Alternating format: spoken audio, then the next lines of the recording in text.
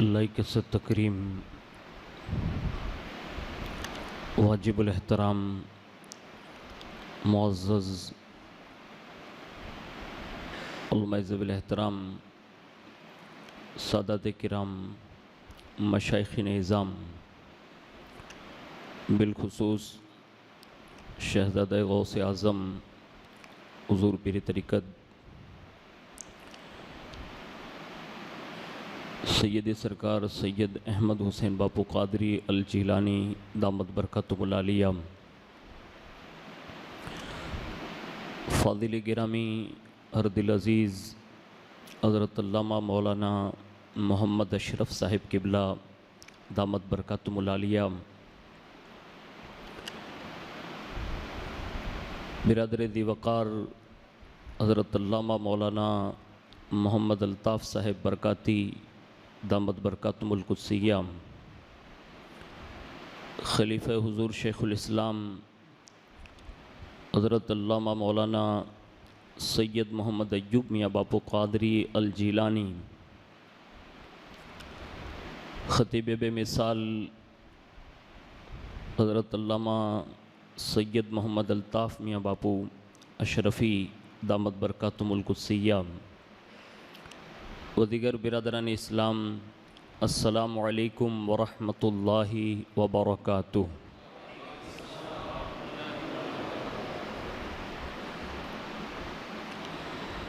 الحمد للہ رب العالمین والعاقبۃ للمتقین والصلاة والسلام علی سید الانبیاء والمرسلین وعلى آلہ واصحابہ وازواجہ وذریاتہ واہل بیتہ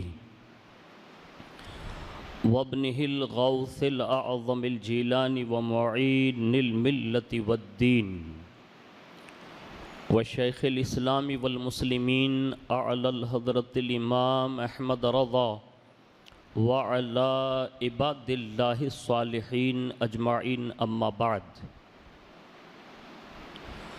فاعوذ باللہ من الشیطان الرجیم، بسم اللہ الرحمن الرحیم،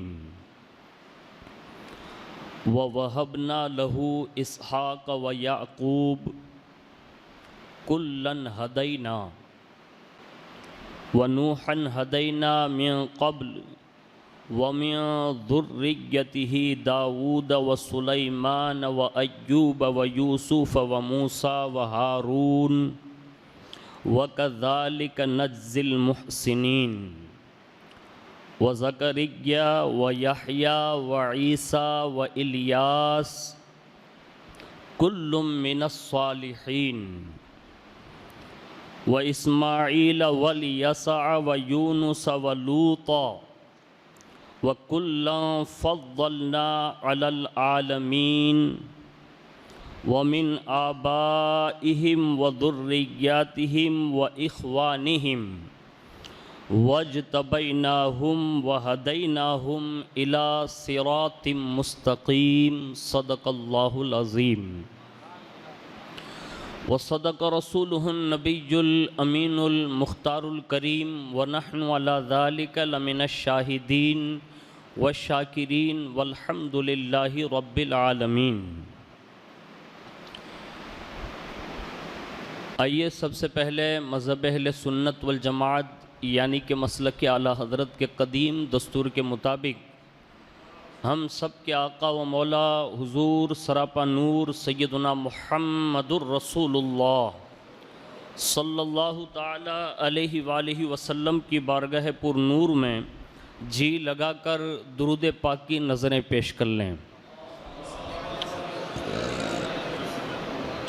اللہم صلی علی سیدنا و مولانا محمد وعلى آل سیدنا و مولانا محمد کما تحب و ترضا بان تصلی علیہ صلاۃ و سلام علیک یا رسول اللہ صلی اللہ تعالی علیہ وآلہ وسلم۔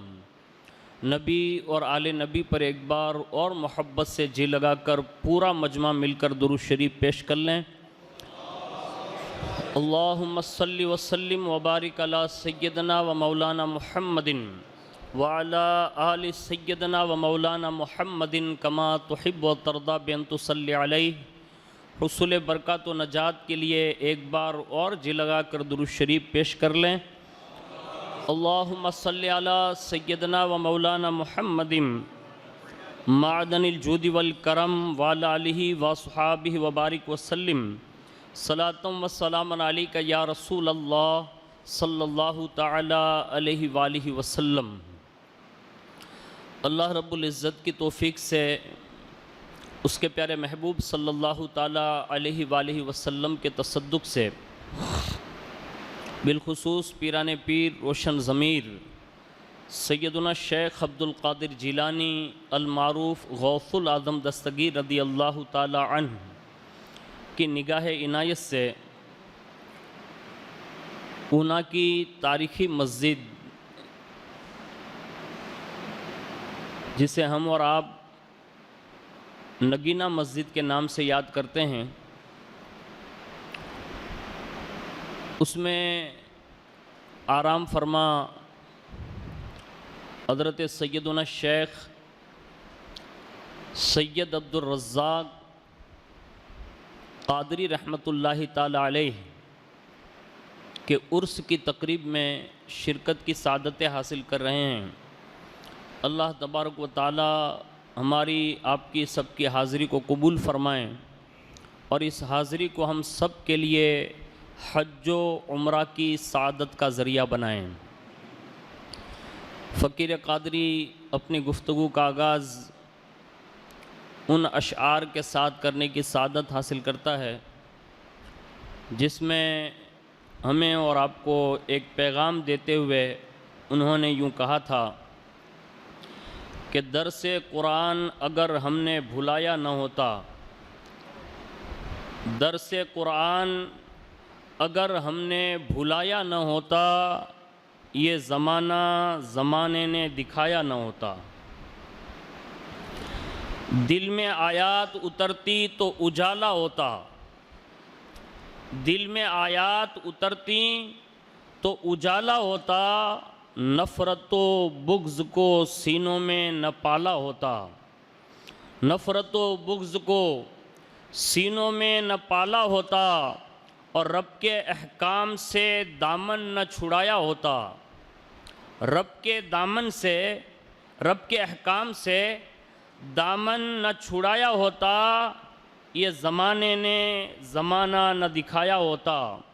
اور کہتے ہیں کہ تھاما قرآن تو کیے کیسر و کسریٰ نابود، تھاما قرآن تو کیے کیسر و کسریٰ نابود، اس سے منہ پھیر کے خطرے میں یہ امت کا ہے وجود۔ اور وہ زمانے میں معزز تھے مسلمان ہو کر، وہ زمانے میں معزز تھے مسلمان ہو کر، اور ہم خوار ہوئے تارک قرآن ہو کر۔ قلندر لاہوری آگے بڑھ کر یوں کہتے ہیں کہ ہمیں کرنی ہے شہنشاہ بطحا کی رضا جوئی، ہمیں کرنی ہے شہنشاہ بطحا کی رضا جوئی، وہ ہو گئے اپنے تو رحمت پروردگار اپنی۔ اور یہ کب ہوں گے ہمارے؟ تو پھر کہتے ہیں کی محمد سے وفا تو نے تو ہم تیرے ہیں، کی محمد سے وفا تو نے تو ہم تیرے ہیں، یہ جہاں چیز ہے کیا لوح و قلم تیرے ہیں۔ ایک بار بڑی محبت سے درود شریف پیش کر لیں۔ اللہم صلی علی سیدنا مولانا محمد معدن الجود والکرم وعلی آلہ وصحابہ وبارک وسلم۔ صلاۃ و سلام علیک یا رسول اللہ صلی اللہ تعالی علیہ وآلہ وسلم۔ آج کی اس نشست میں اللہ نے وقت میں جتنی برکت دی اس حساب سے چند باتیں سیرت حضرت سیدنا ابراہیم خلیل اللہ علیہ السلام سے پیش کر کے ہمارے اور آپ کے جو حالات بنتے جا رہے ہیں اس کے لیے ہو سکتا ہے کہ ان کے زمانے کے وہ حالات اس دور کے حالات سے دو چار ہونے والے مسلمانوں کو تسلی کا کوئی سامان فراہم کر دے۔ ایسے تو متعدد مقامات پر اللہ رب العزت نے قرآن عظیم میں آپ علیہ الصلاۃ والسلام کا ذکر خیر فرمایا ہے، اور ہر سال مسلسل ہم قربانی کے مواقع پر ابراہیم علیہ الصلاۃ والتسلیم کے حالات اور واقعات پر، بالخصوص ان کے امتحانات کا جو دور گزرا، اس سے ہم اور آپ سنتے رہتے ہیں۔ میں نے قرآن عظیم کی بہت ہی مشہور و معروف آیتیں آپ کے گوش گزار کر دی، جس میں آپ علیہ الصلاۃ والسلام کی نسل میں بہت ساری ہستیاں جو رونما ہوئی، ان نفوس قدسیہ کا ذکر فرمایا، اور اس سے یہ اندازہ لگتا ہے کہ آبا و اجداد جتنے نیکوکار ہوتے ہیں ان کی نسلیں بھی اتنی نیکوکار ہوتی ہے۔ یعنی ماں باپ کا ایک رول ہوتا ہے، دادا دادی نانا نانی، تو یہ بڑے لوگ جتنے نیک ہوتے ہیں ان کی نیکیوں کا صلہ اور اثر اللہ ان کے خاندانوں میں منتقل فرما دیتا ہے، جو اس قرآنی اسلوب سے ہمیں اور آپ کو اندازہ ہوتا ہے۔ میں پہلے اس آیت کریمہ کا ترجمہ آپ کے سامنے پیش کر دوں، مفہوم۔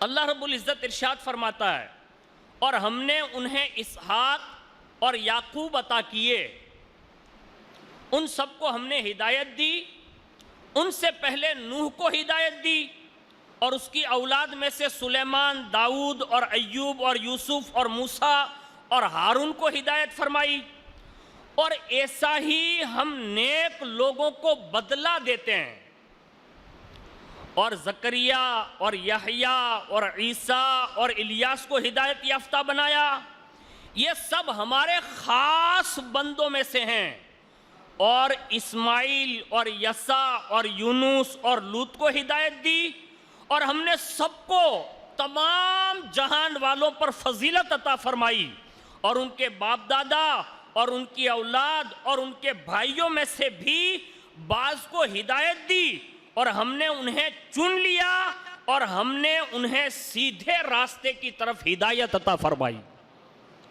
یہ پورا ایک چیپٹر جو قرآن عظیم نے ان مقدس ناموں کا ذکر کیا، اگر کم از کم اس دور کا جوان، برا نہ لگائیے گا، اگر اس دور کا جوان اگر یہی سمجھ لیں کہ ان نفوس قدسیہ کے نام پر صرف آپ کے نام رکھے گئے ہیں، کم از کم نام اچھا ہے تو اپنے کام بھی اچھے بنا لینے چاہیے۔ ہاں، لیکن اللہ رب العزت نے یہاں ہمیں اور آپ کو ایک جو پیغام دیا وہ یہ ہے کہ اگر ماں باپ نیک ہیں تو ان کی نسلیں بھی نیکوکار ہوتی ہیں۔ اب ہمیں اور آپ کو خود کو اس وقت جتنے بھی میرے سامنے آپ لوگ موجود ہیں، بزرگ لوگ موجود ہیں، نوجوان طبقہ موجود ہیں، کچھ شادی شدہ لوگ موجود ہیں، کچھ غیر شادی شدہ لوگ موجود ہیں، ان تمام کو ان باتوں پر غور و خوض کرنی چاہیے کہ اگر ہم چاہتے ہیں کہ ہماری نسلوں میں بھی نیک لوگ ہو تو آج سے ہی ہمیں بھی نیکیوں کی طرف منتقل ہونا پڑے گا، اور اس کا صلہ اللہ اس کے رسول جو ہے عطا فرماتے ہیں۔ یہ قرآن عظیم کی ایک آیت کا، چند آیتوں کا میں نے مفہوم آپ کے سامنے پیش کیا۔ اب حضرت ابراہیم علیہ السلام کو جو مراتب حاصل ہیں ان میں سے پورے تمام کمالات میں جو قرآن عظیم نے بیان فرمائے متعدد مقامات ہیں، لیکن اس فقیر نے جو اس سے اخذ کیا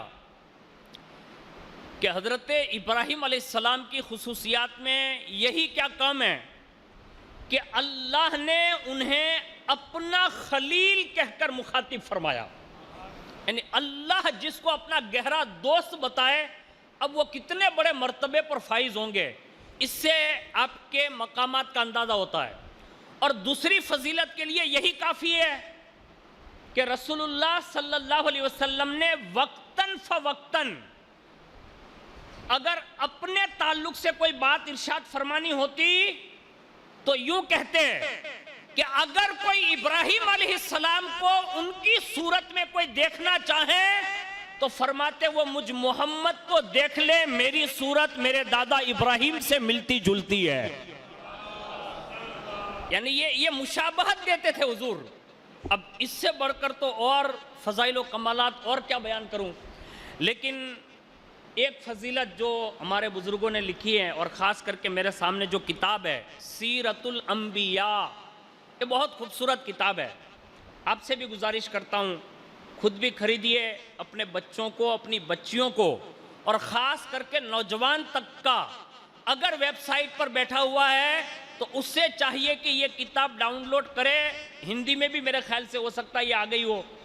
ڈاؤن لوڈ کر کے معلوم کریں کہ ہم جن کی یادیں منا رہے ہیں وہ کتنے کانفیڈنس اور یقین، توکل، اخلاص اور اللہ کی ذات پر بھروسے کرنے والے لوگ تھے.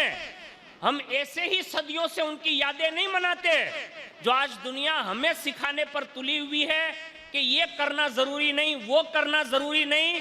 نوجوان، اگر تو ان بزرگوں کے حالات پڑھ لیتا نا تو یہ دنیا تجھے سکھاتی نہیں، بلکہ تیرا کردار دیکھ کر یہ بھی منانے پر مجبور ہو جاتی. لیکن ہم نے پڑھا نہیں نا، اس لیے یہ ساری چیزیں ہمارے اور آپ کے مسائل پہ آ رہی ہے. تیسری فضیلت حضرت ابراہیم علیہ السلام کی کہ کم و بیش اللہ رب العزت نے 1,24,000 یا 2,24,000 انبیاء کرام جو اس فرش گیتی پر مبعوث فرمائے، اس میں کم و بیش 313 کے قریب یا 15 کے قریب جو رسول ہوئے، اور ان 313 میں جو 5 اولو العزم پیغمبر ہوئے، ان 5 میں بھی حضرت ابراہیم علیہ السلام کا شمار ہوتا ہے. یعنی کہاں لاکھوں کی تعداد میں، پھر کہاں رسول کی تعداد، اور ان 313 یا 15 میں بھی اگر 5 نفوس قدسیہ جن کو یہ عظمتیں حاصل ہے، ان میں بھی حضرت دادا ابراہیم کا نام موجود ہے.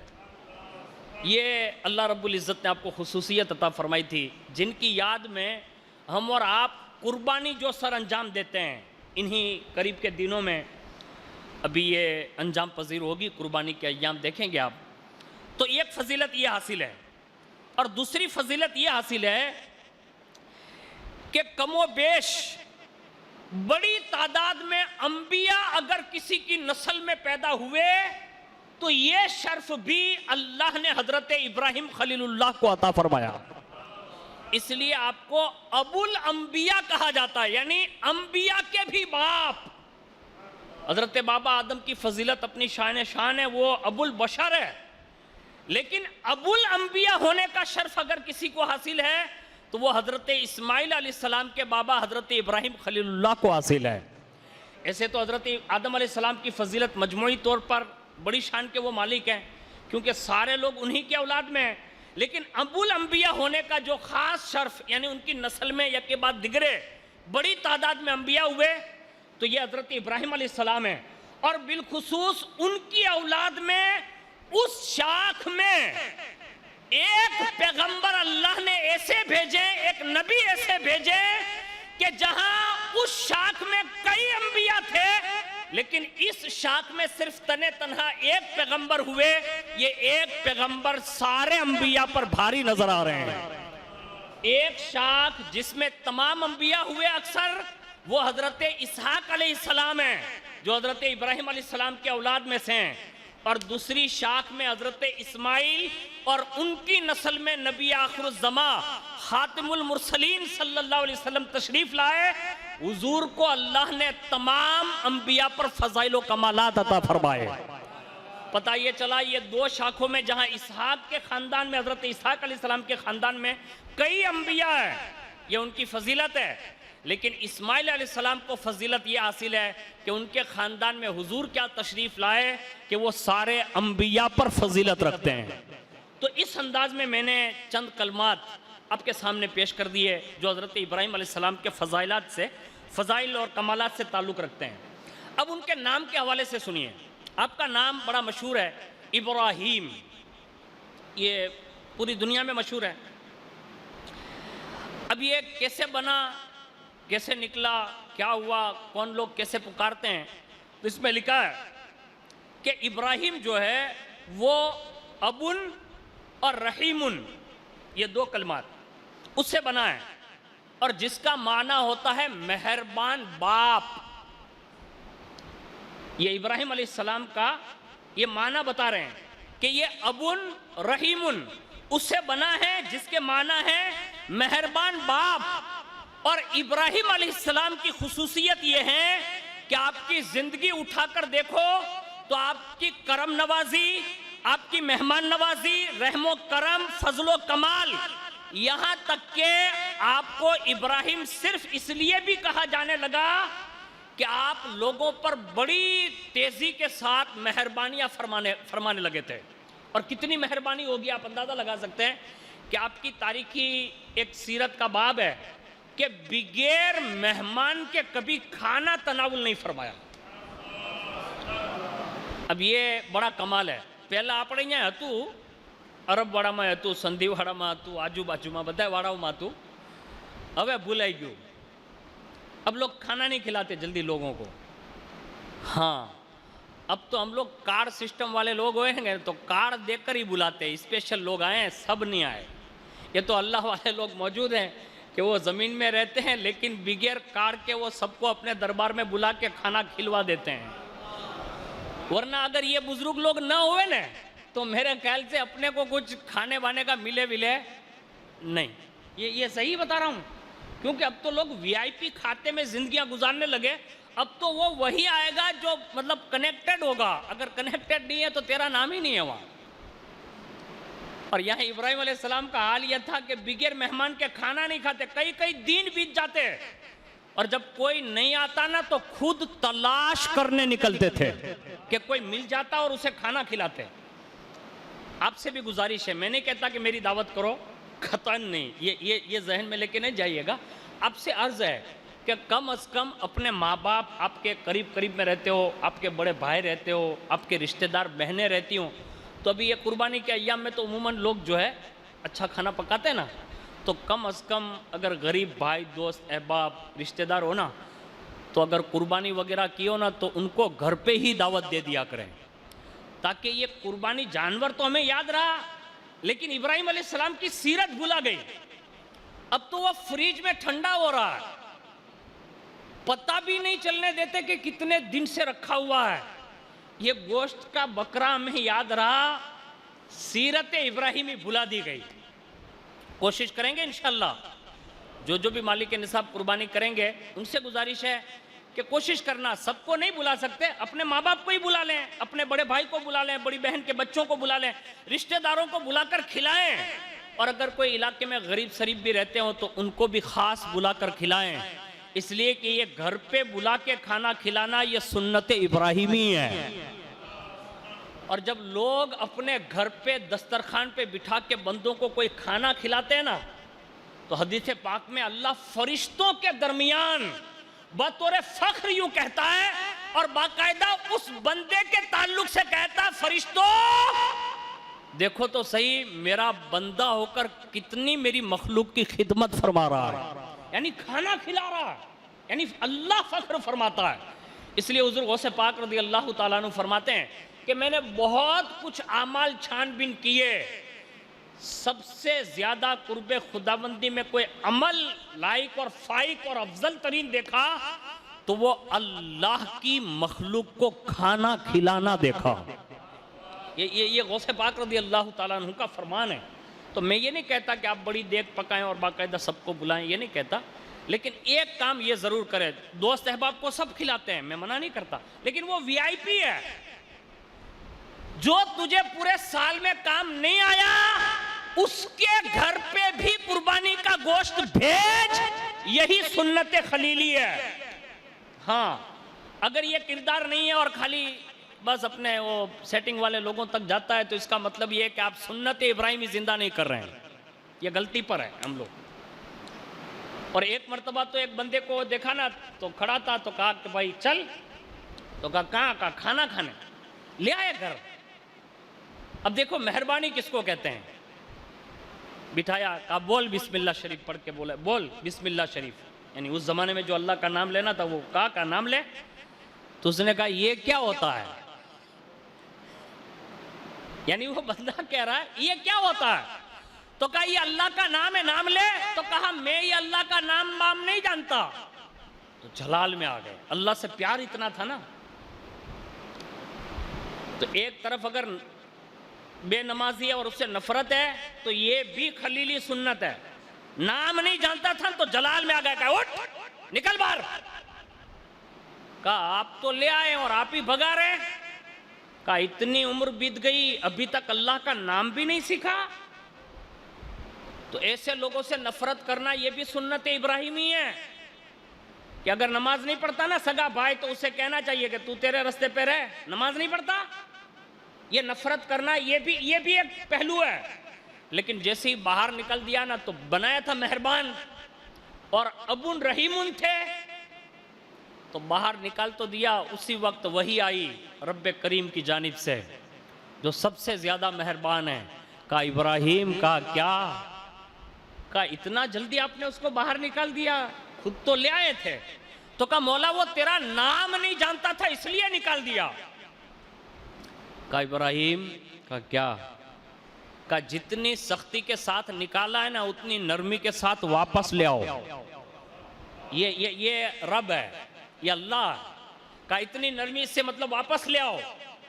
دوڑے گئے، ڈھونڈا، لے آئے اور بٹھایا اور بڑے پیار سے کہا اب کھا لے۔ تو کہا پہلے تو نکال دیا، پھر بلانے آئے، نرمی کی، ابھی کھلا رہے ہیں، تو اس میں کوئی راز ہے؟ تو کہا سن، جس رب کا نام تو نہیں جانتا نا؟ کہا نہیں۔ کہا میں نے تجھے اسی وجہ سے نکالا تھا، اس رب نے مجھے پیغام دیا۔ کہا ابراہیم یہ 70 سال سے میرے دسترخوان کرم پر کھانا کھا رہا ہے، یعنی یہ رب کا پیغام دیا، سکھانا تھا نا۔ نیاز ماشاءاللہ ہم سب کھلاتے ہیں لیکن یہ پیغام بھی سیکھنا چاہیے، سنت ابراہیمی ہے۔ تو کہا یہ 70 سال سے میرے کرم کے خزانوں سے کھا رہا ابراہیم، اگرچہ میرا نام نہیں جانتا پھر بھی کھلائے جا رہا ہوں، پھر بھی کھلائے جا رہا ہوں، پھر بھی کھلائے جا رہا ہوں۔ آج تیرے دسترخوان پہ آ گیا، اگرچہ تو میرا خلیل ہے لیکن میرا نام نہیں اس نے لیا تو تو نے بھگا دیا۔ یہ کہہ کر مجھے کہا کہ میں تیرے ساتھ نرمی کروں۔ اب یہ جو آیا تھا نا اس نے کیا کہا معلوم ہے؟ کہا ابراہیم جب آپ کا رب اتنا بڑا مہربان ہے کہ 70 سال سے جس کا میں نام بھی نہیں جانتا پھر بھی وہ مجھے کھلا رہا ہے، اور آپ جیسے مقدس بندے کو یہ پیغام بھیجتا ہے، نرمی سے اس کو لیا اور اپنے دسترخوان پہ کھانا کھلا۔ میں جس کو جانتا تک نہیں وہ اتنا کریم مجھ سے محبت کرتا ہے، میں اگرچہ نافرمانی کرتا ہوں۔ تو ابراہیم ایک کام کرو نا، کلمہ پڑھ کے اس کی مہربانیوں میں اور شامل فرما لو۔ آپ سے بھی دعوت دیتا ہوں، عرب واڑے والے، سندھی واڑے والے، ادھر ادھر والے، جہاں جہاں سے بھی آپ آئے نا سب کو دعوت دیتا ہوں۔ یہ خوبصورت مسجد ہے نا، یہ الطاف باپو کے لیے اکیلے کے لیے نہیں بنائی ہے۔ آپ یہ سمجھے کہ یہ خالی الطاف باپو کے لیے جائے، نہیں، یہ آپ سب لوگوں کے لیے، جتنے بھی علاقے وائز میں آپ رہتے ہیں نا یہ سب کے لیے ہے، آنا چاہیے۔ اور ماہ ذی الحجہ شریف میں خاص کر کے ان 10 دنوں میں جتنا ہو سکے اللہ اللہ اللہ کیجئے، اس لیے کہ اللہ اور اللہ کے نام سے محبت کرنا یہ بھی سنت خلیلی ہے۔ اور کتنی محبت! اللہ نے پیغام دیا بیوی اور بچے کو وہاں وادی میں چھوڑا لاؤ، حکم آیا، چھوڑنے نکل گئے، اور جیسے ہی وہاں رکھا نا تو واپس پلٹ رہے۔ حضرت ہاجرہ نے پوچھا کہاں چھوڑ کر جا رہے ہو؟ کوئی جواب نہیں، پلٹ کر بھی نہیں دیکھا۔ تو کہا کہاں چھوڑ کر جا رہے ہو؟ پھر بھی کوئی جواب نہیں۔ تیسری بار اور چوتھی بار حضرت ہاجرہ نے خود یہ کہا کیا اللہ کا حکم ہے؟ کہا ہاں۔ تو کہا اللہ ہمارے لیے کافی ہے۔ یہ حضرت ہاجرہ کا جواب ہے، پلٹ کر دیکھا بھی نہیں کہ کہیں اللہ کے حکم میں بیوی اور بچے کی محبت آڑ نہ بن جائے۔ یہ اللہ سے محبت ہے۔ اور بیٹے کی گردن پہ چھری، خود آگ میں کچھ جانا، یہ آسان نہیں ہے بڑا مشکل، لیکن جب اتنے بڑے اوصاف سے نوازا بھی جاتا ہے نا پھر بھی اللہ کے لیے قربانی کا جذبہ کتنا بڑا۔ بکریاں چرا رہے ہیں، آپ کے اوصاف میں ایک یہ بھی ہے، بڑے عاجزی انکساری والے تھے۔ ایک مرتبہ جنگل میں کہیں بکریاں چرا رہے ہیں، اچانک غیب سے آواز آئی، اور وہ آواز کے کلمات مختلف روایتوں میں مختلف ہے، مجھے جو یاد ہے وہ میں عرض کر رہا ہوں۔ وہ کلمات یہ تھے: سبح قدس ربنا ورب الملائکۃ والروح۔ یہ جو تراوی کی دعا میں آخری الفاظ ہے نا، یہ وہی تھے۔ جب اتنا سنانا تو ایک لذت، مطلب کیفیت چھا گئی، اللہ کا نام سنا تو آپ نے اس آواز دینے والوں کو آواز دی، کہا کون ہے آپ؟ سامنے آئیے۔ اتنے میں ایک بندہ سامنے آ گیا، کہا میں۔ تو کہا آپ نے میرے رب کا نام لیا نا؟ کہا ہاں۔ کہا ایک بار آپ نام لے لیں، یعنی ایک بار سننے کے بعد پھر تڑپ گئے، کہا ایک بار اور نام لے لیں۔ تو کہا اس کا انعام کیا دیں گے آپ؟ کون کہہ رہا ہے؟ سامنے والا بندہ کہہ رہا ہے۔ کس سے کہہ رہا ہے؟ ابراہیم علیہ السلام سے۔ کہا میں اللہ کا نام لوں گا تو آپ دیں گے کیا؟ ایسے اشارہ کیا، کہا یہ بکریاں ہیں نا، ریوڑ؟ کہا ہاں۔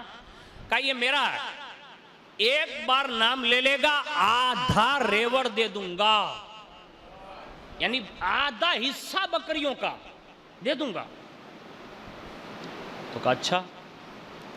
انہوں نے ایک بار پھر نام لیا، حضرت ابراہیم علیہ السلام کی کیفیت بدل گئی۔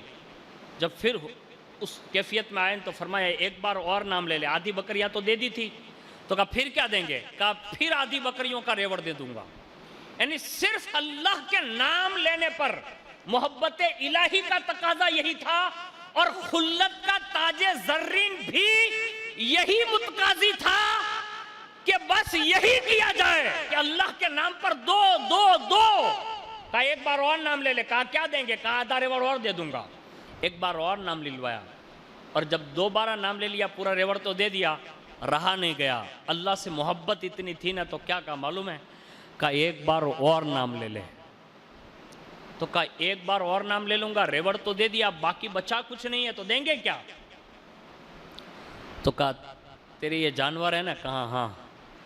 کہا اس کی رکھوالی کے لیے تیرے پاس کوئی بندہ نہیں ہوگا، ایک بار نام لے لے گا نا تو یہ رکھوالی کی ذمہ داری ابراہیم لے گا۔ یہ کہا۔ جب یہ سنا نا تو وہ سامنے جو شخص اجنبی آیا تھا، اس نے کہا ابراہیم علیہ السلام آپ کو مبارک ہو۔ کہا کس بات پر؟ کہا میں کوئی انسان نہیں ہوں۔ کہا تو؟ کہا اللہ کا بھیجا ہوا مقدس فرشتہ ہوں۔ یہ امتحان تھا آپ کا کہ آپ اللہ سے کتنا پیار کرتے ہیں، تو آپ نے نام لینے پر اتنی بڑی جائیداد اور اپنے آپ کو بھی پیش کر دیا، آپ اس امتحان میں کامیاب ہو چکے ہیں۔ یہ ہے سنت خلیلی۔ آج ہمارے اذان، نماز، جماعت، بہت کچھ ہے، ہم کسی میں حاضری نہیں دیتے اتنا جلدی۔ کوشش کیجئے اپنی زندگی میں اس چیز کو داخل کر لیں۔ اگر میری بات آپ کو سمجھ میں آ رہی ہے نا، تو ہم اتنی بڑی قربانی جو ابراہیم علیہ السلام نے دی ہے، ہم اتنی بڑی تو نہیں دے سکتے، اور نہ کائنات میں ایسا کوئی دے سکتا ہے، لیکن کم از کم ابراہیم علیہ السلام نے اس کی ابتدا کر کے ہمیں یہ پیغام ضرور دیا کہ اللہ کے لیے بیٹے کی گردن پر چھری نہ رکھ سکو، یعنی گردن نہ دے سکو، تو کم از کم سنت خلیلی پر اتنا تو کرو کہ رب کی نام پر کم از کم گردن جھکاتے تو ضرور سیکھ جانا چاہیے۔ اگر یہ نہیں آتا نا تو آپ کون سے مسلمان ہیں؟ آپ کسی مولانا صاحب یا امام صاحب سے پوچھ دیکھنا کہ آپ کا داخلہ کہاں ہے، کوشش کرنا نمازی بننا۔ آگے ایک وصف بیان کر رہا ہوں۔ ایک تو یہ تھا کہ اللہ سے اتنی محبت کرتے تھے، نماز سے اتنی محبت تھی کہ بڑی رغبت کے ساتھ، اطمینان اور سکون کے ساتھ آپ نماز بھی پڑھا کرتے تھے، اور جب لوگ نماز نہیں پڑھنے آتے، یعنی آپ کے ساتھ کوئی پڑھتا نہیں، تو غمگین ہو جاتے تھے، اور اتنے غمگین ہوتے تھے کہ روایت ملتی ہے، حضرت کعب فرماتے ہیں کہ ایک بار ابراہیم علیہ السلام نے اللہ سے عرض کی کہ اللہ مجھے یہ بات غمزدہ کرتی ہے کہ میں زمین میں اپنے علاوہ کسی اور کو تیری عبادت کرتا ہوا نہ دیکھوں، یہ بات مجھے غمگین کر دیتی ہے کہ میں تو تیری نماز پڑھ رہا ہوں لیکن میرے سوا کوئی تیری نماز نہیں پڑھتا۔ اس بات سے خود ٹینشن میں آ جاتے، خود غور و فکر کرنے لگتے، غمگین ہو جاتے۔ آج ہمارا پورا گھر بے نمازی ہونا ہمیں فکر نہیں ہوتی۔ یہ ابراہیم علیہ السلام ہے کہ جب لوگ نماز نہیں پڑھتے تو اس بات پہ غمزدہ ہو جاتے، اور جب آپ اس بات پر غمزدہ ہوتے تو اللہ ان کے غم کو دور کرنے کے لیے کیا فرماتا معلوم؟ حضرت کعب فرماتے اللہ اسی وقت فرشتوں کی جماعت بھیج دیتا اور کہتا خلیل غمزدہ نہ ہو، لوگ تمہارے پیچھے نماز نہیں پڑھتے تو کیا ہوا، میں اپنے نوری فرشتوں کو تمہارے پیچھے کر دیتا ہوں۔ یعنی اس انداز میں نماز سے محبت تھی، حج سے بڑی محبت تھی۔ آج ہمارے یہاں بڑا طبقہ اونا میں الحمدللہ، اس بات پر اونا والوں کو فخر کرنا چاہیے، بطور شکرانہ کہہ رہا ہوں کہ الحمدللہ ہر سال حج میں بالخصوص گجرات میں بڑی تعداد سے اگر کہیں سے حجاج کرام نکلتے ہیں تو الحمدللہ وہ ہمارا اونا شہر مدینۃ الاولیاء بھی ہے کہ بڑی تعداد میں لوگوں کو یہاں سے اس دربار کی طرف بلایا جاتا ہے۔ پتہ یہ چلا کہ حضرت بابا ابراہیم کی اس صدا پر لبیک کہنے والوں میں اگر گجرات اور خاص کر کے سوراشٹر میں اگر بڑی تعداد میں کچھ لوگ لبیک کہنے والے پیدا ہوئے تو وہ اونا شہر میں لوگ پیدا ہوئے، یہی بات ثابت ہے۔ لیکن ایک بات تھوڑی سی چبھنے والی عرض کر دوں گا، جتنے لوگ حج کر کے آئے نا کل سے ان سے ملاقات کیجئے، آپ جتنے بھی لوگ آئے ہیں سب ملیے ان سے، کہا حاجی صاحب ہے، کہا ہاں حج پڑھا ہے نا، کہا ہاں، کہا حاجی صاحب اللہ کے لیے اتنا بڑا کام کر کے آئے نا کہ اللہ کے لیے لاکھوں روپیہ قربان کر کے مکہ تک گئے تھے، کم از کم ہمارے علاقوں کی مسجدوں کو آپ آباد کر دیجئے تاکہ اللہ آپ کے حج کی قبولیت کی سند پر قبولیت کی مہر ثبت فرما دیں۔ کوشش کیجئے نا آپ۔ ارے بھائی میچ کے لیے اپنے 11 کھلاڑی جمع نہیں کر لیتے ہیں نا، تو 11 حاجی آپ ڈھونڈیے نا، نگینہ مسجد کے لیے ڈھونڈیے، جامع مسجد کے لیے ڈھونڈیے، طائف مسجد کے لیے ڈھونڈیے، قادری مسجد کے لیے ڈھونڈیے، شکالہ کے لیے ڈھونڈیے، حضرت شاہ کے لیے ڈھونڈیے، بہار شاہ کے لیے ڈھونڈیے، ادھر جا کے رحیمی مسجد کے لیے ڈھونڈیے، مسجد خدیجۃ الکبریٰ کے لیے ڈھونڈیے، ادھر قادری محلے میں ڈھونڈیے، سب کے لیے ڈھونڈیے، 11 حاجی ہر علاقے سے ڈھونڈ کے مسجد میں لے آؤ اور ان سے کہو حاجی صاحب اتنا بڑا پیسہ خرچ کر کے وہاں تک گئے تھے، یہاں فری میں ہر روز حج کا ثواب مل رہا۔ ہاں 5 وقت کی پابندی کے ساتھ 2 با جماعت نماز پڑھے، اللہ اسے حج و عمرہ کی تعداد کے مطابق ثواب دیتا ہے۔ تو حاجی صاحبوں کو کم از کم اگر ڈھونڈ کے مسجد کے عادی بنا دو نا تو عرب واڑہ والے اور سندھی واڑہ والے لوگوں میرے خیال سے ہماری مسجدیں ایسے ہی بھر جاتی ہے، لیکن ہم حاجی لوگوں کو بولنے کے لیے بھی تیار نہیں ہیں۔ کوشش کیجئے، ان کو دعوت دینی چاہیے، اچھے لوگ ہیں یہ بڑی نیکیاں کر کے آئے ہیں اور انہیں لا کر ان کی نیکیوں کو بچانے کی خاطر یہ دعوت دے سکتے ہیں آپ۔ سماج کے جتنے ذمہ دار لوگ ہیں جس کو ہم آگیوان کہتے ہیں، پرمکھ کہتے ہیں، اللہ ان کو لمبی عمریں دے سب کو، لیکن ان سے بھی میری گزارش ہے کہ جب آپ میدان میں جا کر آخری پوری قوم کے 250 لوگوں کو وہاں جمع کر سکتے ہیں تو کم از کم اپنی مسجدوں کے لیے بھی کوئی ایسا میدان بناؤ نا کہ جس میں سارے حاجی بھی ہو، عمرہ کرنے والے بھی ہو، مالدار بھی ہو، دھندارتی لوگ بھی ہو، ان کو بھی لے کے بٹھاؤ نا اور 12 مسجد کے اماموں کو لا کر بتاؤ نا کہ وہ بھی مسجد کو آباد کرنے کا کوئی مشن چلاؤ نا۔ آپ غیروں کو خوش کرنے کے لیے جوان کی زندگیاں برباد کر سکتے ہو، آپ یہ نہیں کر سکتے؟ یہ بھی ہماری ذمہ داری ہے، یہ خالی امام لوگوں کی ذمہ داری نہیں ہے، یہ خالی پیران اعظام کی ذمہ داری نہیں ہے، یہ ہر باپ کی بھی ذمہ داری ہے، ہر سماج کے آگیوان کی بھی ذمہ داری ہے کہ وہ بھی اپنے سماج کو نمازی بنانے کے لیے جد و جہد کریں۔ اور یہی طریقہ حضرت ابراہیم علیہ السلام کا بھی ہے۔ اب نے بڑے پیمانے پر حج فرمائے، اور خاص کر کے اس سے بڑھ کر اور کیا کہوں کہ اس گھر کی جب نئی تعمیر کا انتخاب ہوا تو جہاں کم و بیش 10 بار کے قریب جو کعبہ تعمیر ہوا نا، اس تعمیری کام میں ایک مرتبہ اللہ نے حضرت ابراہیم علیہ السلام کا بھی انتخاب فرمایا ہے۔ یعنی یہ بھی بڑا وصف ہے آپ کا۔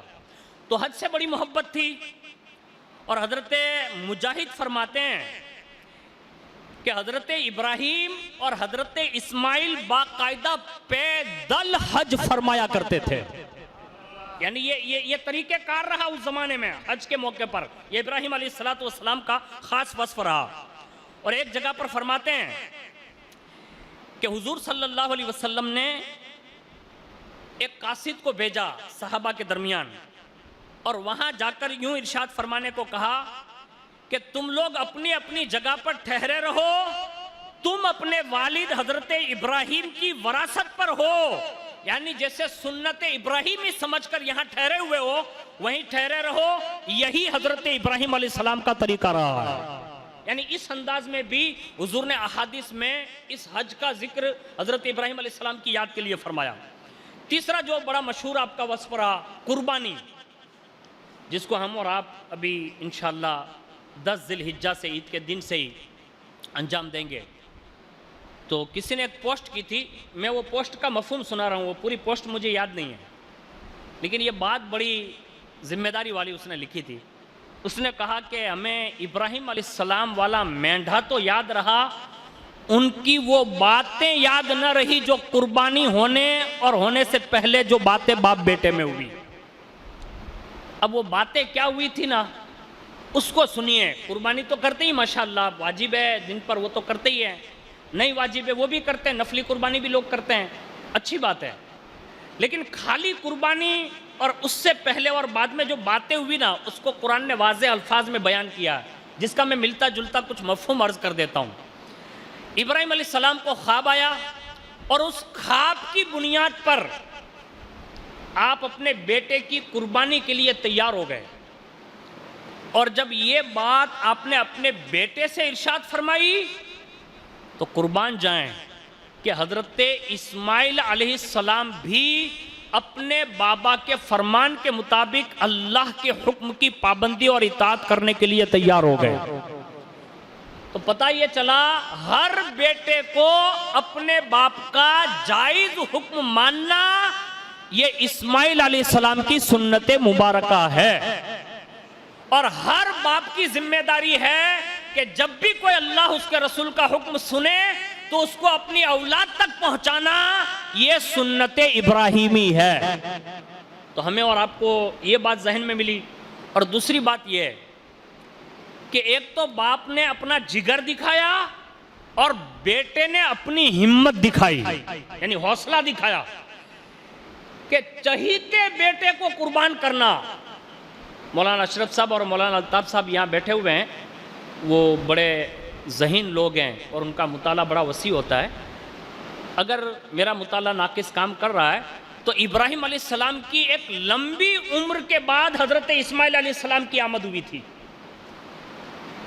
یہ بڑی منت و سماجتوں سے جس کو کہتے ہیں نا کہ مانگا جاتا ہے، تو بڑی دعاؤں کے بعد یہ بیٹے ملے تھے، لیکن یہ بیٹے جب جوانی کی دہلیز پر پہنچے نا تو اللہ نے ان کی بھی قربانی مانگ لی، کہا انہیں قربان کرو۔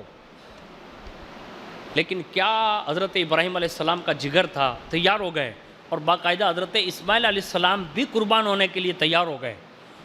تو ہمیں اور آپ کو کم از کم اس قربانی کے دنوں میں یہ سبق ضرور لینا چاہیے کہ ہمیں اپنی اولادوں کے بارے میں حساس ہونے کی ضرورت ہے، اور اس کے لیے آپ تمام احباب جو اس علاقے میں رہتے ہیں، سید الطاف باپو جوان ہیں اور ماشاءاللہ جوانی کا جوش بڑا ہوتا ہے، وہ کام کرنا چاہتے ہیں، اور آپ کے یہاں میرے خیال سے مدرسہ بالغان بھی وہ چلاتے ہیں، اس کے سوا بورڈنگ وغیرہ میں بھی میرے خیال سے وہ کام کرتے ہیں، اور آپ کی مسجد میں ایک عرصے سے ہیں۔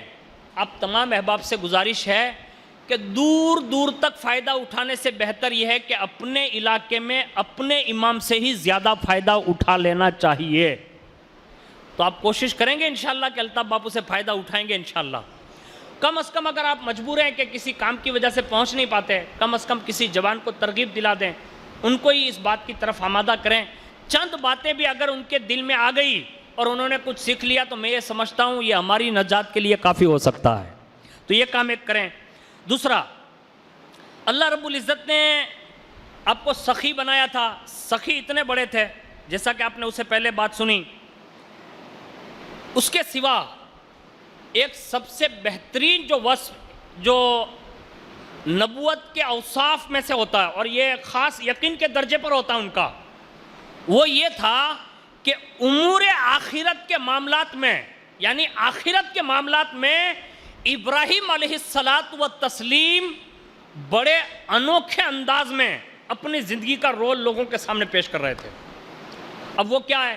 ایک تو اللہ کو ایک ماننا، یعنی اب ہر نبی کا یہ وصف ہوتا ہے، لیکن آپ کے اندر جو یہ خاصیت تھی نا، یہ اس دور میں ظاہر فرمائی جس دور میں نمرود لوگوں کی گردنیں مار رہا تھا، اس دور میں میدان میں آ کر باقاعدہ آخرت اور ایمان کے معاملات میں اللہ کے ایک ہونے کے بارے میں یہ ببانگ دوحل اعلان کیا، نمرود خدا نہیں ہو سکتا، اللہ ہی خدا ہے، یعنی اللہ کی توحید کا اعلان کیا۔ اس معاملے میں آپ کو اللہ نے بڑی شان عطا فرمائی تھی، اور باقاعدہ اس معاملے کو لے کر ہی نمرود نے جو آپ سے دشمنی اپنا لی تھی اور باقاعدہ آگ میں ڈلوانے کی بات تھی، لیکن پھر بھی آپ نے دلائل اور براہین کے ساتھ اللہ کا ایک ہونا لوگوں کے سامنے ثابت فرمایا۔ اور اس سے پنگا کس سے لیا معلوم ہے؟ آپ سن کے حیرت میں ڈوب جائیں گے۔ کبھی کبھی ہمارے اور آپ کے معاملات بھی ایسے ہوتے ہیں، ہر جگہ ہوتے ہیں۔ آخری بات عرض کر رہا ہوں کہ جب کبھی کوئی آپ سچ بات کہیں گے نا، حق گوئی کی طرف، یعنی کوئی بات آپ معاملات میں لے کر بیچ میں سماج کے آئیں گے نا، تو سب سے پہلے کوئی ویرودھی کھڑا ہوگا نا، تو وہ آپ کے خاندان کا بندہ ہی کھڑا ہوگا۔ یہ دستور ہے، پرانا ہے۔ جب آپ نے یہ اعلان کیا نا، تو آپ کا سگا چچا آزر یہ آپ کا مخالف کھڑا ہو گیا، اور اس نے کہا ابراہیم یہ کیا کر رہے ہو آپ؟ تو کہا یہی مجھے اللہ نے حکم دیا ہے کہ میں یہی کروں، اور باقاعدہ اس سے بھی سمجھاتے رہے، یعنی سگے چچا کو سمجھاتے رہے، لیکن اس کے مقدر میں تھا نہیں، وہ اسی حالت میں رہا۔ لیکن ابراہیم علیہ السلام نے ایک ذہن دیا کہ لوگ مخالفت کر سکتے ہیں، ویرود کر سکتے ہیں، اور سگے رشتہ دار بھی کر سکتے ہیں، پھر بھی حکم یہ ہے کہ کام وہی کرو گے جو اللہ نے حکم دیا ہوگا۔ آج ہمارے رشتہ دار نہ صحیح، پوری دنیا مخالفت میں کھڑی ہے۔ ابھی کچھ معاملات کو لے کر سوشل میڈیا اگر آپ دیکھ رہے ہیں تو بہت سارے معاملات ایسے ہیں جس کو باقاعدہ حکومت سامنے کھڑی ہے، لیکن ہم الحمدللہ حضور نبی کریم نبی آخر الزمان صلی اللہ علیہ وسلم کے ماننے والے لوگ ہیں اور ان کی امت کے لوگ ہیں۔ ہمیں سنت خلیلی کو زندہ کر کے ہمیں یہ بتانا پڑے گا کہ اگر نمرودی طاقت ایک سائیڈ کھڑی ہو جائیں تو ان کی طاقت ان کی جگہ پر ہے۔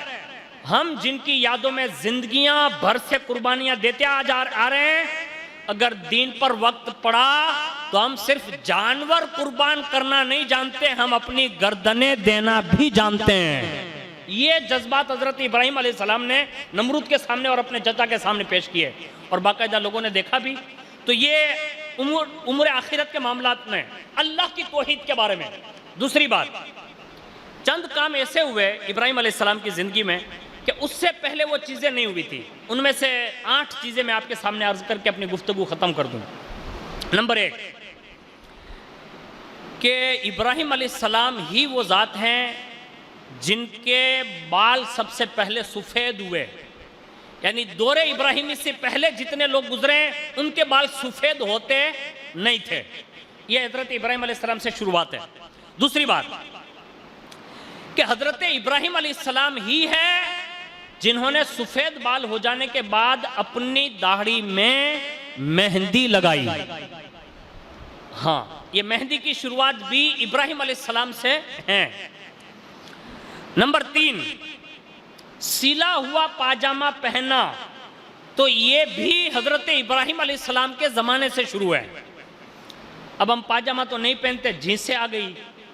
اب کوئی جینس والا خراب نہ لگائیں، آپ سے عرض ہے کہ اس میں ہمارے علماء، ہمارے امام لوگ بڑی توجہ دیتے ہیں آپ پر، لیکن آپ سمجھتے نہیں ہیں۔ یاد دلانے کے لیے عرض کر دے رہا ہوں، کم از کم میں نہ کسی جینس بیچنے والوں کا مخالف ہوں، نہ پہننے والوں کا کوئی خاص مخالف ہوں، لیکن ایک سمجھانے کے لیے بات عرض کر رہا ہوں۔ ہم جو جینس پینٹ پہنتے ہیں نا، اس کا نقصان کتنا بڑا ہو رہا ہے۔ جیسے آپ جمعہ میں آئے، آپ نے پہنی ہے جینس، ٹی شرٹ پہنی یا جبہ پہنا۔ اب جینس کی خاصیت یہ ہے کہ وہ آپ کی پیٹھ پر ٹکتی نہیں ہے۔ میری بات سمجھ رہے ہیں؟ میں مسجد میں بیٹھا ہوں اس لیے حیا کے پردے میں۔ اب وہ آپ کی پیٹھ پر، کمر پر ٹکتی نہیں ہے۔ اس کا مطلب یہ ہے کہ جب آپ رکوع یا سجدہ کرتے ہیں تو آپ کا ستر کھل جاتا ہے۔ یہ ہو رہا ہے کہ نہیں ہو رہا ہے؟ سب جگہ ہو رہا ہے۔ کوشش کیجئے کم از کم، اگر جینس پہن بھی لی جلدی میں، تو کم از کم اس پہ کرتا ڈال کے آئیے، شرٹ اور ٹی شرٹ پہن کے نہ آئیے، کہیں یہ بے ادبی بھی کہیں نمازوں کو منہ پر مار دینے کا کہیں سبب نہ بن جائے۔ کیونکہ ہم اور آپ ایک گہرے گہرے نتھو کھیرے سے ملتے ہیں تو اتنا مطلب ٹک ٹاک میں گھومتے ہیں، تو اللہ کی بارگاہ میں آتے ہوئے ہمیں یہ خیال رہنا چاہیے کہ ہماری پینٹ کہاں تک جا رہی ہے۔ اس پہ تھوڑا غور کیجئے گا، آپ کو سمجھ میں آ جائے گا کہ ابراہیم علیہ السلام نے پاجامے کا جو انتخاب کیا وہ کیوں کیا ہوگا۔ ان کی نظر نبوت دیکھ رہی ہوگی کہ آنے والا وقت ایسا بھی ہوگا۔ بعض لوگ ایسے ہیں، میں کسی کا مخالف نہیں، ایک جنرلی طور پر عرض کر رہا ہوں کہ نائٹ ڈریس جس کو ہم کہتے ہیں، دل کے کانوں سے تھوڑا سوچئے سمجھئے غور کریں گے تو آپ کو یہ احساس ہوگا۔ میں کوئی فقہی مسئلہ نہیں بتا رہا ہوں، ایک سمجھانے کے لیے بتا رہا ہوں کہ کم از کم مسجد میں کیسا لباس پہن کے آنا چاہیے نا، یہ خود آپ سمجھدار ہیں، آپ کو خود کو ہی سمجھ لینا چاہیے۔ اللہ کرے یہ بات میری قوم کے ہر جوان اور بچے بوڑھوں سب کو سمجھ میں آ جائیں۔ تو یہ آپ کے زمانے میں شروع ہوا۔ دوسرا، یہ جو ممبر ہے نا، ممبر پر بیٹھ کر خطبے کی ابتدا بھی حضرت ابراہیم علیہ السلام نے فرمائی ہے۔ نمبر 5، جہاد جو اللہ کی راہ میں پہلے ہوتا تھا، یہ جہاد کی شروعات بھی حضرت ابراہیم علیہ السلام نے فرمائی۔ نمبر 6، سب سے زیادہ بہترین انداز میں مہمان نوازی کا کام اگر اہتمام کے ساتھ مہمان نوازی کی عادت معاشرے میں اگر کسی نے خاص طور پر فرمائی تو یہ شروعات بھی ابراہیم علیہ السلام نے فرمائی۔ اس لیے آپ نے دیکھا ہوگا سندھی کھوراوے، فقیر کھوراوے، منصوری کھوراوے، شیخ کھوراوے، بدائے کھوراوے، جتلا دنیا میں خاندان چھے نا بدائے کھوراوے، کھوراوے نے بدائے کھوراوے۔ ایک بات آپ نے مارکنگ کی ہوگی، آپ کسی کے یہاں بھی چلے جائیے، کسی بھی برادری کے یہاں، جیسا دسترخوان رسول اللہ کے بیٹوں کے یہاں ہوتا ہے ایسا خاندان کہیں، یہ دسترخوان کہیں نہیں ہوتا۔ آپ کہیں گے کیوں؟ میں نے کہا یہ ایک دسترخوان کی مہمان نوازی کا اہتمام ان کے دادا ابراہیم نے شروعات فرمائی تھی، یہ انہی کی دین ہے۔ غریب سے غریب سید کے یہاں بھی چلے جاؤ نا، اگر آپ اس کے مہمان ہیں نا تو وہ اتنا تو ضرور کرے گا کہ آپ کا دل دیکھتے ہی یہ اطمینان کر لے گا کہ اگرچہ باپو غریب ہے لیکن کھانا بڑا اچھا کھلایا، یعنی یہ دل مطلب قبول کرتا ہے اس کو۔ تو میں کہتا ہوں کہ یہ بابا ابراہیم علیہ السلام کی شروعات ہے، جو ہوتے ہوتے حضرت اسماعیل علیہ السلام کے بعد حضور اور حضور سے منتقل ہو کر یہ سیدوں کے یہاں آج بھی رائج ہے۔ تو اس کی شروعات بھی حضرت ابراہیم علیہ السلام نے فرمائی۔ اور دوسرا، سرید یعنی شوربے میں روٹی مسل کے مطلب ڈال کے کھانے کی جو ابتدا ہوئی تو یہ بھی حضرت ابراہیم علیہ السلام سے شروع ہے۔ اور سب سے پہلے ملاقات کے وقت، آج ہمارے یہاں یہ غائب ہو گیا، ابھی دیکھیے گا آپ، یہ عید میں موقع ملن تو کر لینا چاہیے۔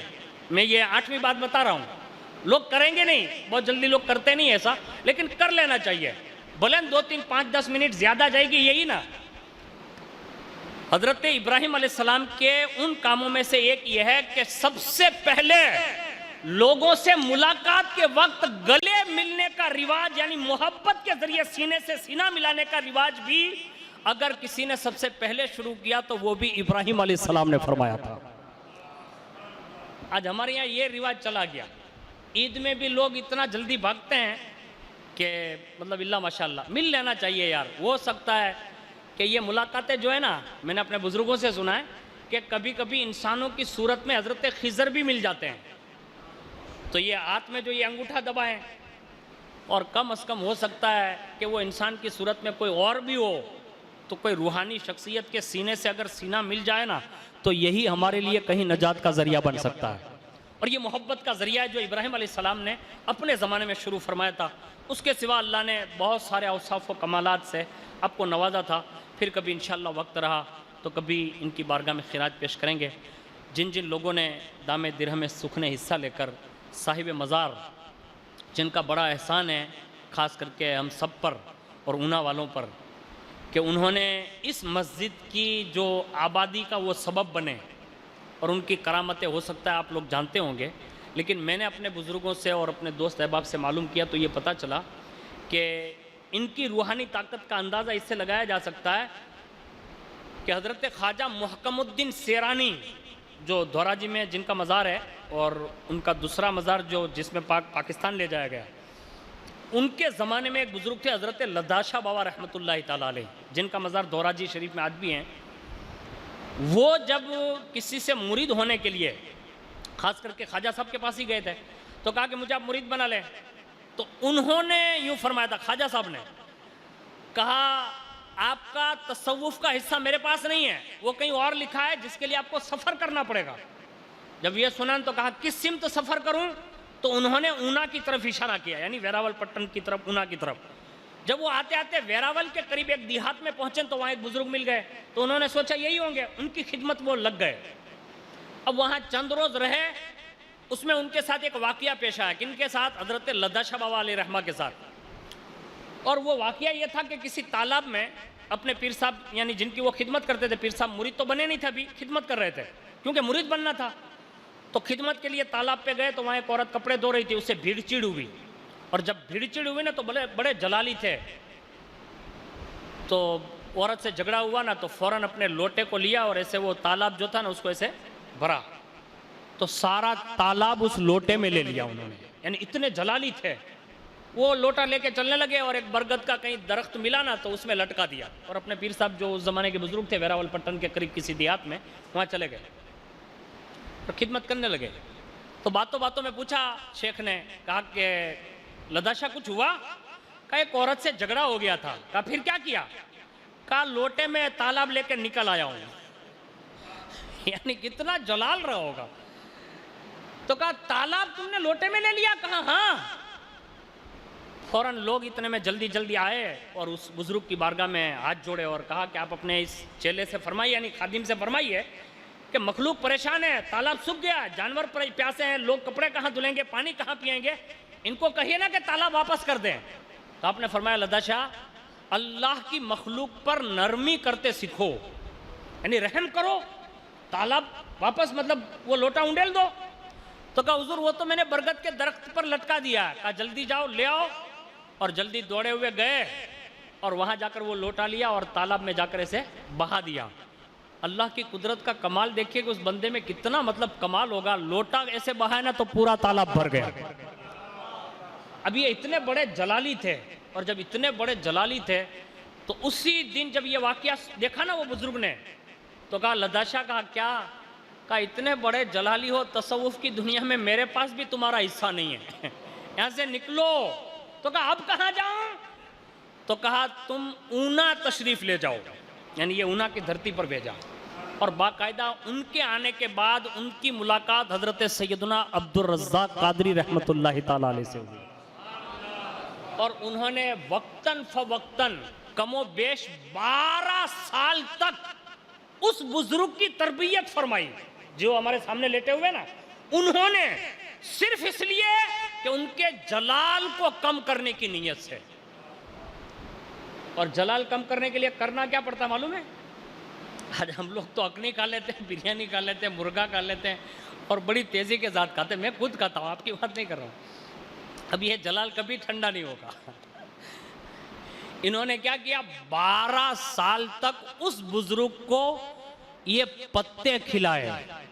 یعنی اطراف میں کوئی درخت تھا، اب اگر وہ نیم ہی رہا ہو جو ایک زمانے میں رہا تھا لیکن اب کسی وجہ سے مطلب وہ چلا گیا ہمارے ہاتھوں سے، لیکن یہ حقیقت ہے کہ اس زمانے میں انہوں نے وہ پتے کھلائے 12 سال، اور 12 سال وہ پتے کھلا کھلا کر ان کو نرم کیا. اور جب وہ اس قابل ہو گئے کہ اب یہ ولایت سنبھال سکیں گے، جلدی سے فیصلہ نہیں کر لیں گے، یعنی اندر تھوڑ فیصلہ کرنا بولتے ہیں نا، وہ جلدی سے وہ ایسا نہیں کریں گے. اس کے بعد ان کو مرید کیا اور اپنی خلافت اور اجازت سے نوازا، اور پھر فرمایا جہاں سے آئے ہو وہیں چلے جاؤ اور وہاں جا کر مخلوق خدا کی خدمت کرو. اور تبرکات بھی دیے. آج بھی جہاں ان کا مزار ہے نا، وہاں میرے ساتھی ایک عزیز حضرت علامہ مفتی منور رضا صاحب جو میمن ہیں اور دارالعلوم مسکینیہ کے بہترین مدرسین میں سے ہیں. آج بھی الحمدللہ اس مزارات، اور بابا کی شاید 2 بہنیں غالباً یا ان کی بیٹیاں رہی ہوں، وہ سارے لوگوں کے وہاں مزارات ہیں. اور اس مزار شریف میں باقاعدہ آج بھی وہ میرے ساتھی خدمت انجام دے رہے ہیں. وہاں آج بھی وہ تبرکات بھی موجود ہیں. اور اس مزار شریف کی خصوصیت یہ ہے کہ دھوراجی میں ایسے کئی جگہ پر موئے مبارک ملتے ہیں، لیکن بڑی تعداد میں اگر کہیں سے سنت کے ساتھ اگر باقاعدہ موئے مبارک یعنی بال مبارک جو حضور صلی اللہ علیہ وسلم کے ہیں اگر کسی کے مزار شریف سے یا خانقاہ سے دیے جاتے ہیں تو وہ حضرت لدھا شاہ بابا کے مزار پر نور سے دیے جاتے ہیں۔ اور اس کی ایک خوبی بتاؤں، اگر اجازت ہو تو بتا دوں، اس سے بڑھ کر خوبی اور کیا ہو سکتی ہے؟ جن کے عرس میں ہم ہیں نا، ان کا مرید آج بھی مزار میں ہے، لیکن موئے مبارک جو پورے گجرات ہندوستان میں جہاں کہیں بھی جا رہے ہیں لائق مبارکباد ہیں، لیکن لدھا شاہ بابا رحمت اللہ تعالیٰ علیہ کی مقبولیت، حضرت عبدالرزاق بابا کی مقبولیت کا اندازہ لگایا جا سکتا ہے کہ عرب کی سرزمین سے، یعنی مدینۃ الرسول سے، ایک عاشق رسول، ایک شیخ عرب جو کھمبات شریف تشریف لائے اور انہوں نے کہا کہ مجھے رسول اللہ کے بال مبارک چاہیے، تو ان کے لیے جو مدینۃ الرسول سے شیخ آئے تھے، ان کے لیے بھی اگر کہیں سے موئے مبارک کا انتخاب کیا گیا تو وہ عبدالرزاق بابا کے مرید لدھا شاہ بابا کی خانقاہ سے فرمایا گیا۔ یعنی وہ بال مبارک جب وہ شیخ کو دیے گئے نا تو وہ اتنا روئے کہ ان کے رونے پر مجھے رشک آ رہا تھا کہ اس کو کہتے ہیں مدنی۔